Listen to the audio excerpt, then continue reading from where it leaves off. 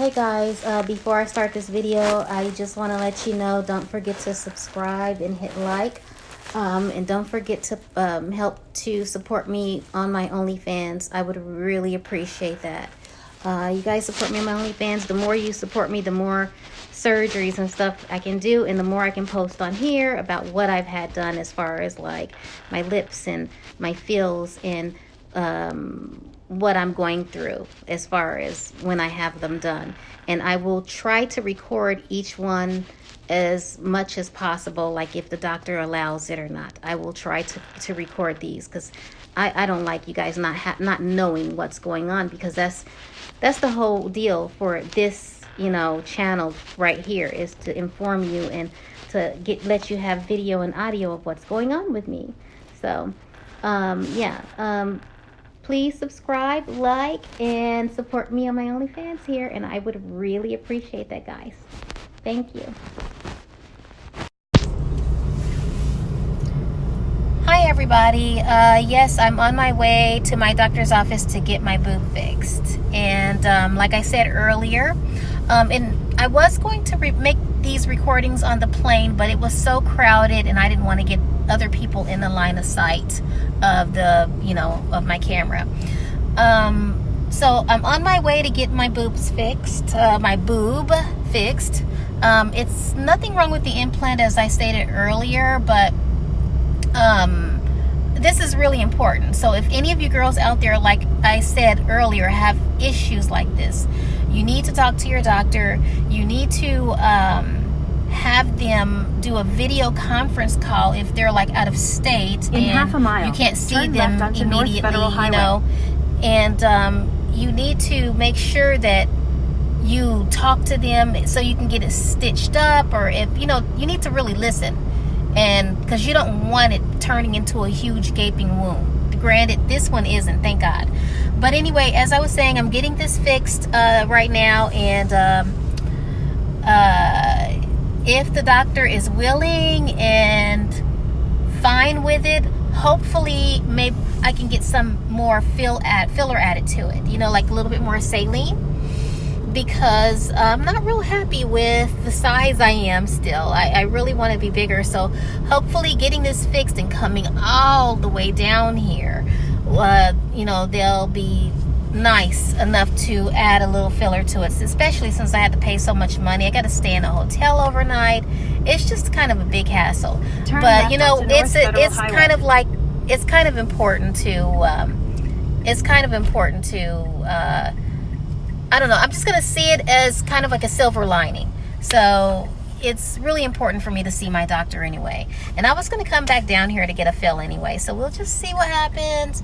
Hopefully they'll be generous enough to give me my filler, and of course, if they do that, it won't be like 1,000. It might be like 300 or 500, but at least it's better than nothing, so I'm just letting you guys know what's up. And I'm on my way there now, and I will be, if they do a fill, I will do a filler video as well, just so you guys can see the saline or the fluid kind of going in or making my boob expand. And I will also be doing an update after they fix it to let everybody know what exactly it was they did. Okay, thanks guys. Bye-bye. Have a good one.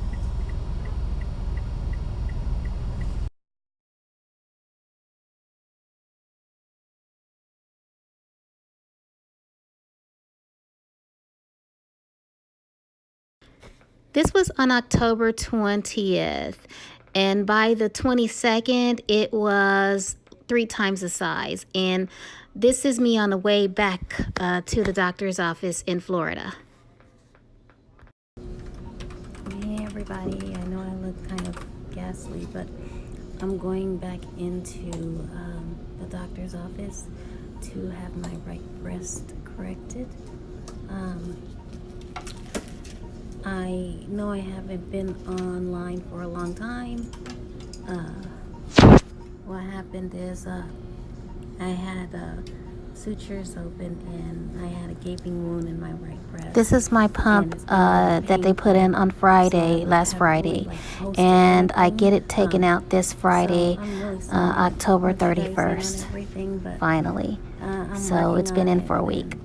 Yeah, normally I'd be on here and posting more often, but just letting you guys know, heading into the doctor's office right now, or no, sorry, the surgery. So just so you guys know. Okay, bye. Thanks for supporting me.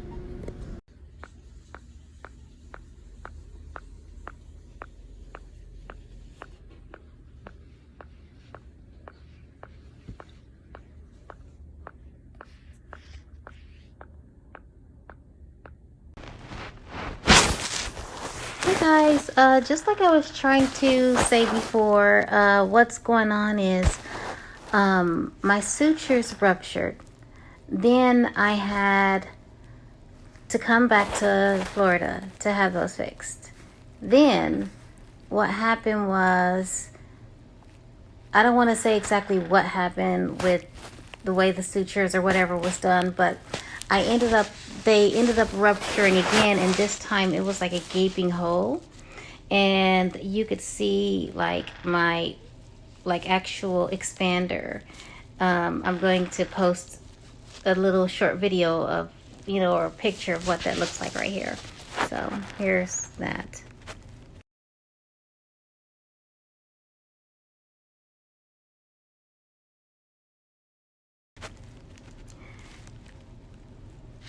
So what happened was, I had to come back to Florida again to have that taken care of. And I don't know if you hear anything in the background, but I have like a pump that is pulling the fluid out of my right breast. And so the doctor, what they did was they took the old expander out, had to get rid of that completely, couldn't save it. And put a brand new one in, sutured me up, and then now I have this pump that's loud, that's pumping all this noise in the background. And so what I have to do now is, now I'm having to stay extra because I thought I was going to leave on Thursday, but I'm leaving on Friday. So I had to like extend my stay here in Florida even longer. So I'm not leaving till Sunday, which is a nightmare because I've been here already Friday. So it would be like, a week and 2 days I will have been here for this. So they can't remove this thing for a whole week. That's the way it works. Now, for some of the women out there, I need to explain to you that it is what's called a seroma. That's what happened. That's what caused all of this with the leaking and everything. Like the first one was just fluid leaking out. Like no hole, no gaping hole or anything. So I came back and got that stitched up. They didn't do anything about it, and I kept saying, hey, it's leaking, it's leaking. And even when I was in the doctor's office, it was still leaking a little bit. But they just stitched me back up and sent me back home. And so it leaked like an insane amount of fluid. And I have to explain to you what a seroma is exactly. And so it's a little complicated, but I'll try to make it easy to explain. Sorry, what I meant to say was I will try to make it easy to understand. Okay, so if you are a breast cancer patient, or if you have scar tissue, or if you have a breast reduction, what happens is they're doing what's called breast reconstruction surgery in a way, because they're taking something away. And so I had a lot of scar tissue from the old implants that I had since like 2005 or something. So I had a lot of scar tissue.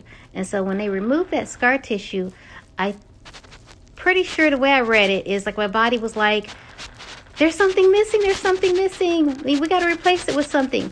And so what happened is they replaced it with what's called, it's a fluid. My body replaced it with what's called a seroma. And seroma is like this fluid buildup. And what it is it's like white blood cells, and it's not pus or anything like that. It doesn't smell. It doesn't have a scent. So it's like white blood cells and stuff like that that your body builds up. And it's actually, I think it's extra stuff that needs to probably come out anyway on top. And so the only ways to get that out is if the doctor could put a needle in and then just kind of drain it with a needle. Or if they do this thing with this pump that I'm using that I have to empty every so often. And I'll show you guys that in a little bit. Or if they have to, or your body just has to absorb it. And your body can take from a week, a month, up to 6 months to absorb it. You know, that's what they say. So with my expanders being so large, that had to come out. And what the doctor had to do in order to get this pump in even is to make one of my boobies a little smaller than the other. So a doctor took a little bit of saline out of my expander, excuse me. Sorry. Okay. This is so gross to me. It took about 50 cc's of saline out of my expander. And so, and that, like I said, the seroma is on the outside of the implant or the expander. It has nothing to do with the fluid on the inside of the implant or the expander. That's two different fluids. So they just needed to make room. So that's what seroma is. And let me tell you what I'm going to have done this Friday. You won't believe it. So this Friday, I am going to have my pump here removed. And so they're going to pull the pump out. And so they, you know, they want it to be 25 cc's. I think that's what they said, or less of the seroma fluid coming out by the time they're taking this pump out within a 24-hour time span. So I'm having to write down everything within the 24-hour time span of what I'm taking out of this thing. So I have to like get it down to the time and make sure I'm adding it up right. They give you a cup to measure it in, because you don't measure it by the bulb thing here, which I will show you. It's disgusting, but yeah, so that's coming out. And you have to make sure you squeeze that when you empty it. You have to take all that out, empty all that out, and you have to squeeze it shut and close it so it can fill up properly, so it can do more suctioning. So they're pulling all of that out, and then they're going to stitch me up, and then they're going to watch me. That's why I'm staying, even though I'm having it done on Friday, that's why I'm staying till Sunday, because I can still contact my doctor. And so they're going to watch me and make sure that I don't have any more fluid buildup, which I really shouldn't, honestly. So I don't know why, but for some reason it was my right boob that gave me this problem. And, you know, I don't know if you could tell it's a little bit smaller than this. A little bit. It really, really bothers me. I hate that. But yeah, this is what sometimes you ladies will have if you have scar tissue. Don't be afraid. Don't think that this is going to happen to you, because chances are, you know, if you don't have scar tissue, if you've never had implants, chances are it'll just be a clean surgery. You won't have a seroma.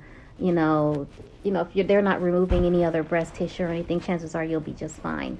But it usually happens to people that they remove breast tissue of some kind, which for me was scar tissue. Because I've had implants 2 other times. I went up to 1,000 cc's, and then I went up to like 4,000 cc's. Nothing. And even the right bosom gave me another problem where the suture opened up. Nothing. Dry as a bone. You could just see the implant, which was an implant. It wasn't an expander then. And you could just see it, but it was dry as a bone. There wasn't even blood coming out of it. But I still had to have that implant removed. They were able to clean that and put that back in. The expanders are a little bit different. So